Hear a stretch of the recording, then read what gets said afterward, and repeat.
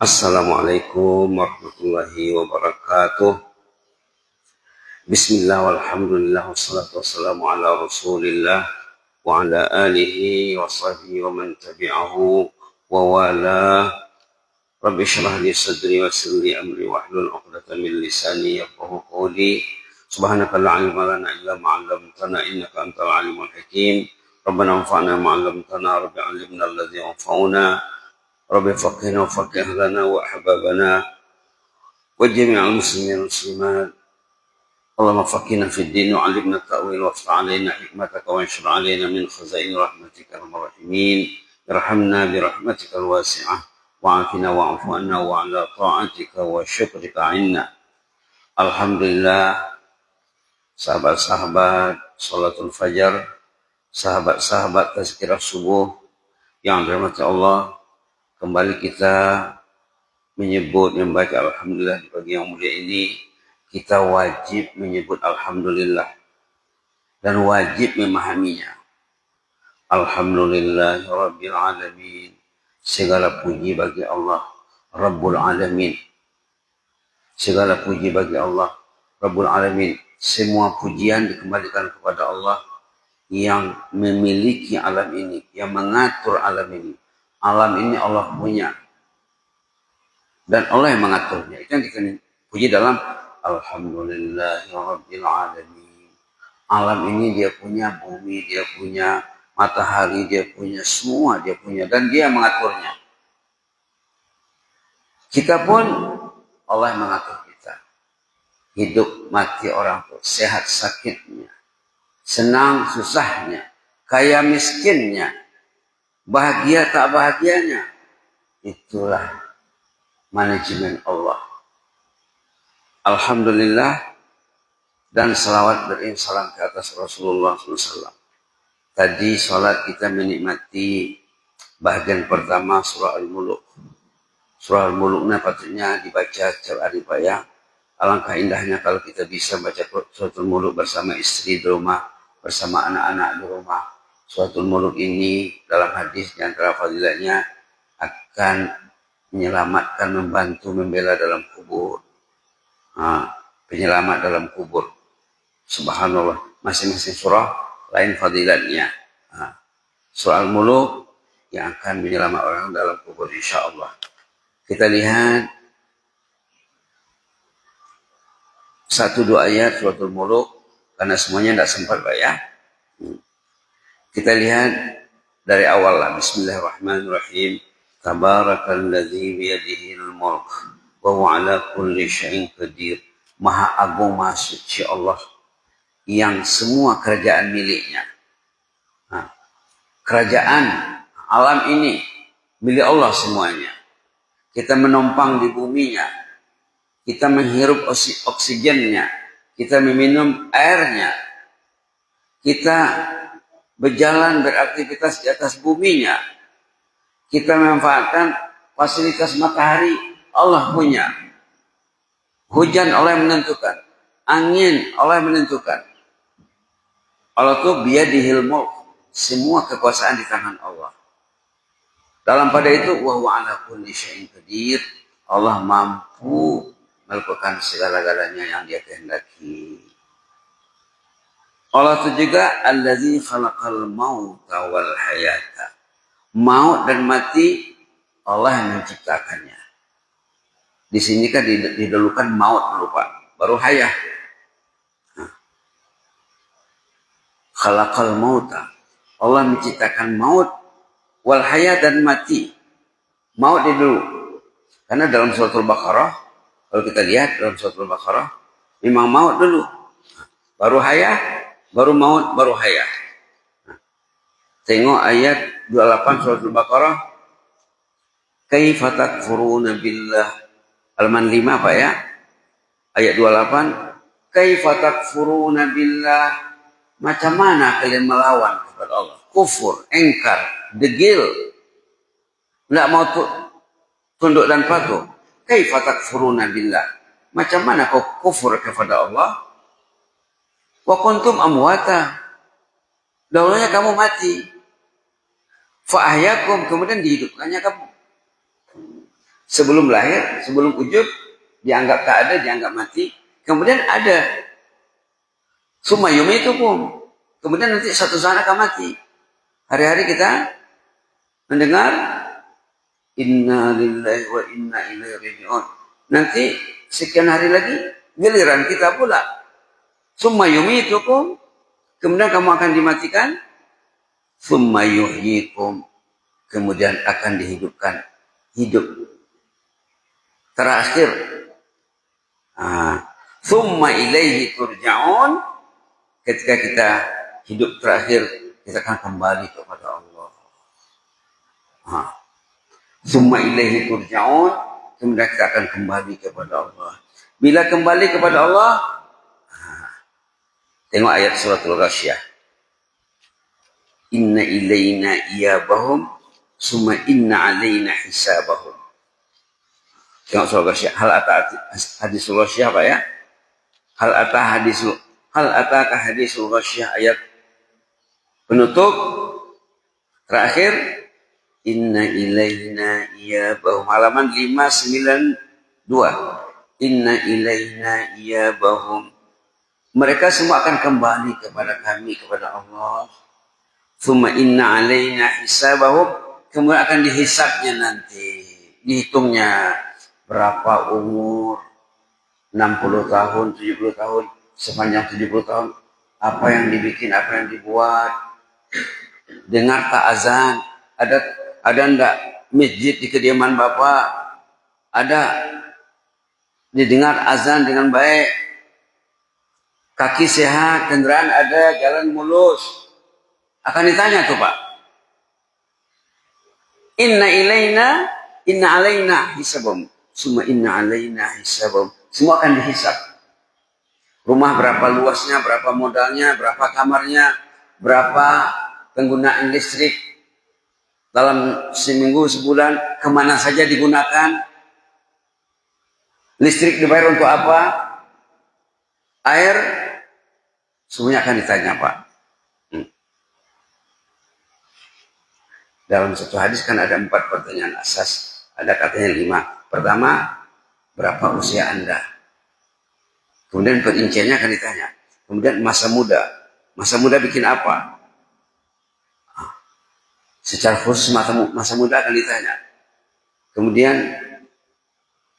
berapa penghasilan? Income, pendapatannya. Per hari, per minggu, per bulan. Per tahunan.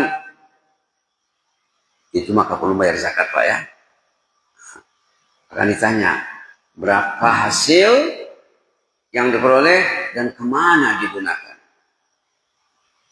Kemudian keempat tentang ilmu. Tentang ilmu. Ilmu tahu azan itu panggilan Allah. Tahu. Ada dipenuhi, disahut, didatangi. Ada. Kalau dia tidak tahu dia panggilan Allah. Azan itu panggilan Allah. Berarti tidak cukup syarat dia untuk hidup. Bekal ilmu tidak ada, nah itu berat kasusnya. Karena menuntut itu wajib. Belajar itu wajib. Tengok, kita lihat penciptaan Adam dalam halaman 6. Surat Al-Baqarah ayat 30-31. Pas Adam dijadikan, wa isqarar bukal malaikati inni ja'ilum fil ardi khalifah. Ketika Allah mengatakan kepada malaikat, aku akan menciptakan makhluk yang namanya Adam di muka bumi ini. Lalu malaikat macam menyanggah. Ataj'alu fiha man yufsidu fiha wa yasfiku dima'. Patutkah dijadikan di muka bumi ini makhluk manusia yang akan nanti membuat fasad, keonaran, kebinasaan, kemaksiatan, kemurkaan. Patutkah dia akan manusia yang membuat keonaran, kefasadan, wa yasfiku dima'. Mereka akan saling membunuh. Mereka akan berbunuh-bunuhan. Wa nahnu nusabbihu bihamdik. Kami ini bertasbih, bertahmid kepadamu ya Allah. Mensucikan, mengagungkanmu ya Allah. Belum cukuppah kami ini? Qala, Allah menegaskan, inni a'lamu ma la ta'lamun. Aku tahu apa yang kamu tidak tahu, kata Allah. Lalu setelah Adam diciptakan, wa 'allama Adamal asma. Adam dikasih ilmu, dibekali ilmu. Sesudah Adam diciptakan, dikasih ilmu. Kalau istilah sekarang, diinstal ilmu sama Adam. Installation. Dikasihlah ilmu. Jadi, ilmu itu syarat untuk itu. Itu pun dalam kisah selanjutnya nanti, bila berhadapan Adam dengan iblis, kalah juga Adam. Dah ada ilmu, dah dijaga Allah, kalah juga. Jangan dekati pokok yang satu ini, pohon yang satu ini. Jangan makan buah ini. Lupa Adam. Tengok surah Taha. Kenapa dia terlanggar aturan Allah? Karena lupa. Karena lupa. Tengok dalam surah Taha. Kenapa Adam itu lupa akan peraturan Allah? Dia katanya dalam ayat Bismillah, ayat 115, halaman 320, walaqad ahidna ila adama min qabl. Allah sudah membuat perjanjian dengan Adam, jangan dekati pohon yang satu ini, pokok yang satu ini. Fanasiya, lupa dia. Fanasiya walam najid lahu azma, lupa peraturan Allah. Kenapa tak ke masjid? Lupa. Kenapa tak baca Quran? Lupa. Walam najid lahu azma, tidak ada keazaman, tidak ada tekad yang kuat, ingin komitmen terhadap perintah Allah, tidak ada semangat yang kuat. Lalu lupa. Bila lupa, datanglah iblis. Jadi dalam ayat surah Ghasyiyah tadi ya, inna ilaina iyabahum, semua mereka akan kembali kepada kami, kata Allah. Summa inna alaina hisabahum, mereka akan dihisab semuanya. Subhanallah. Suami akan dihisab tentang istri, istri akan dihisab tentang suami, suami istri akan dihisab, akan ditanya. Anak-anak, ayahnya akan ditanya. Subhanallah. Peranan anak terhadap ayah, peranan ayah terhadap anak, kepala negara, rakyat, anggota, jemaah masjid, BKM akan ditanya tentang jemaahnya. Apa peranan kita terhadap jemaah? Apa seruan kita? Apa himbauan kita? Akan ditanya. Sudah tahu ilmu sedikit, sudah tahu agama sedikit, adakah disampaikan? Adakah tidak? Dalam hadis katanya, orang yang tidak menyampaikan ilmu itu setan bisu, setan sebisu. Dia tahu tapi dia diam. Asyaitanul akhras. Subhanallah. Subhanallah. Jadi tadi dalam suratul Mulk tuh, linabluwakum ayyukum ahsanu amala. Kita ini diuji Pak ya. Ayat 2 tadi Pak ya. Kita diuji, ujian itu 24 jam. Sakit diuji, sehat diuji. Kaya diuji, miskin diuji, senang diuji, susah diuji. Liyabluwakum, Allah itu menguji kalian, ayyukum ahsanu amala. Siapa yang terbaik amalnya? Allah menilai yang terbaik, the best. Ayyukum ahsanu amala. Kamu tuh diuji oleh Allah, siapa yang terbaik amalnya. Kalau sholat yang terbaik, ya sholat berjamaah di masjid. Jangan masbuk, itu yang terbaik ya. Nah, hadir ke masjid yang terbaik, kalau bisa, sebisa-bisanya, pas azan, kita sudah ada di masjid. Di dalam hadis, gitu Pak ya. Nah, tapi kalau tak bisa juga, paling kurang, saat di jalan, kita mendengar azan, kita bisa menyahut azan. Kalau kita masih di kamar mandi, masih berwudu, macam mana menjawab azan? Kita dalam kamar mandi. Tidak bisa. Azan itu perlu dijawab, perlu direspon, perlu didatangi, perlu disahut, perlu dipenuhi. Karena azan itu panggilan, undangan. Allah mengundang kita. Nah, maka sesudah azan kita sebut apa?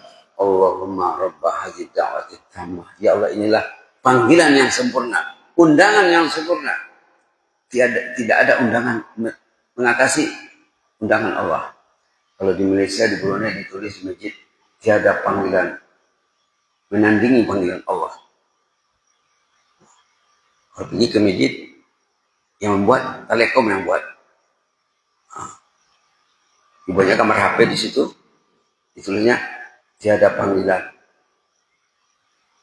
melebihi panggilan Allah. Panggilan Allah adalah panggilan nomor 1. Allahumma rabba hadhihi da'wati tammah. Ya Allah, pemilik seruan, undangan, panggilan yang sempurna.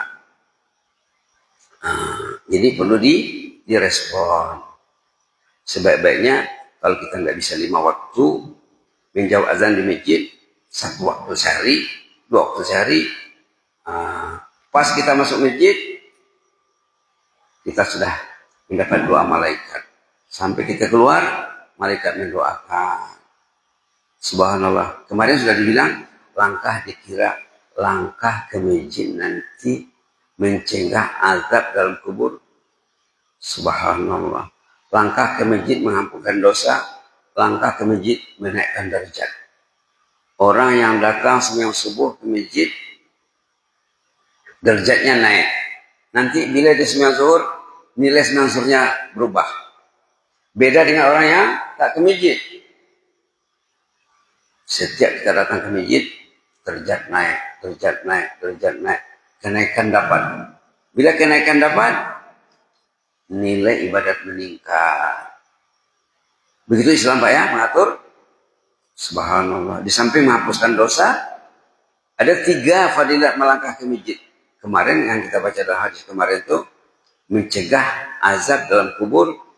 Kalau orang itu dihadang untuk diazab dalam kubur dari kakinya, kata kakinya, ini sering ke masjid ini, tolong dipelihara orang ini, tolong dijaga.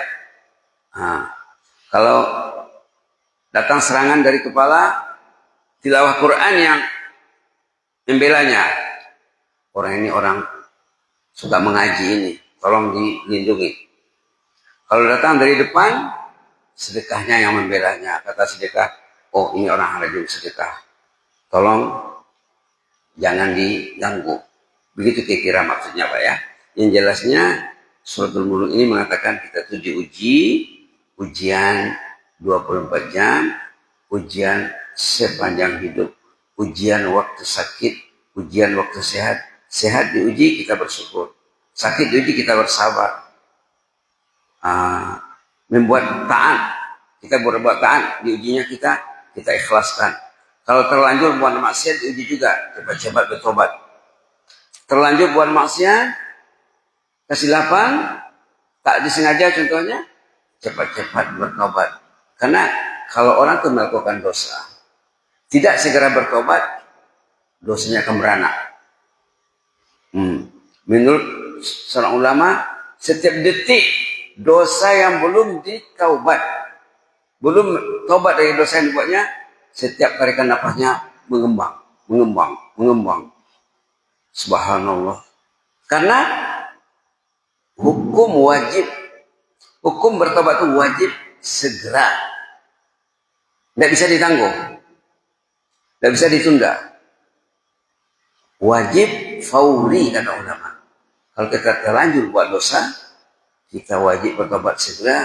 Menunda, melambat, menangguh taubat, menjadi dosa tadi berbengkak, bertimbun-timbun. Na'udzubillah. Ini orang kadang tak ingat Pak ya. Tak ingat.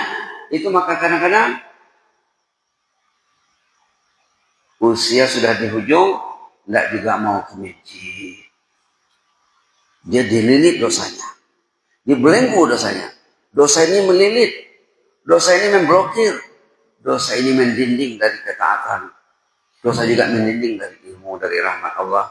Mudah-mudahan bermanfaat Pak ya. Kita perhatikanlah ayat 2 bahwa kita ini diuji dan yang dinilai Allah ayyukum ahsanu amala, siapa yang baik amalnya, the best, yang terbaik yang diutamakan di sini. Jazakumullah khairan. Inni uhibbukum fillah wa astaudiukumullah. Wassalamualaikum warahmatullahi wabarakatuh.